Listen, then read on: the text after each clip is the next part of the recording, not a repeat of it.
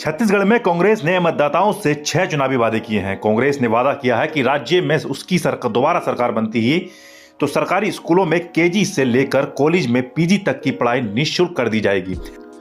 कांग्रेस ने कहा कि छत्तीसगढ़ में उसकी सरकार बनते ही जातिगत जनगणना शुरू कर दी जाएगी। वहीं कांग्रेस ने इस चुनाव में आम आदमी की रोजमर्रा की जिंदगी से जुड़े कई वादे किए हैं। इसी में से एक वादा मुफ्त शिक्षा का भी है। पार्टी को इस बात का एहसास है कि निम्न और मध्य वर्ग के परिवारों की आय का एक बड़ा बजट बच्चों की शिक्षा में ही चला जाता है। ऐसे में मुफ्त शिक्षा का वादा कर पार्टी ने एक बड़े तबके को लुभाने का प्रयास किया है। अब देखना होगा कि इस वादे का छत्तीसगढ़ विधानसभा चुनाव में कितना असर होता है। इसी तरह से पार्टी ने छत्तीसगढ़ में ओबीसी मतदाताओं को लुभाने के लिए जाति जनगणना का कार्ड खेला है। पार्टी को भरोसा है कि राज्य की सबसे बड़ी आबादी वाला वर्ग ओबीसी है, जो उसकी इस घोषणा से खुश होगा। पार्टी ने नेता हाल के दिनों में कई बार जाति जनगणना की बात कह चुके हैं।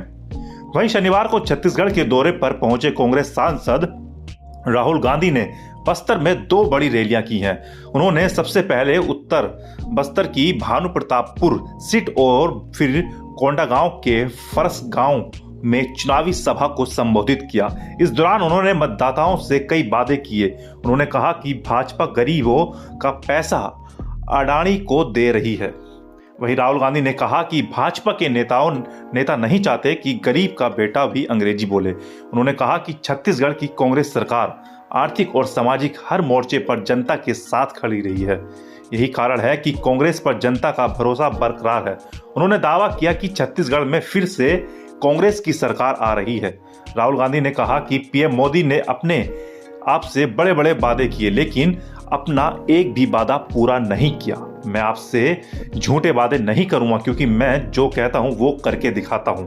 कांग्रेस ने पिछली बार किसानों से कर्ज माफी का वादा किया था और हमने ये वादा पूरा किया। 19 लाख किसानों का 10,000 करोड़ रुपया माफ किया गया।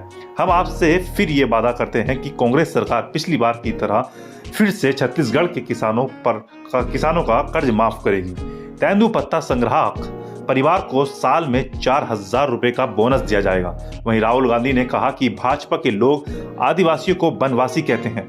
आदिवासी का मतलब जो हिंदुस्तान के पहले मालिक पूरी जमीन के असली मालिक से है।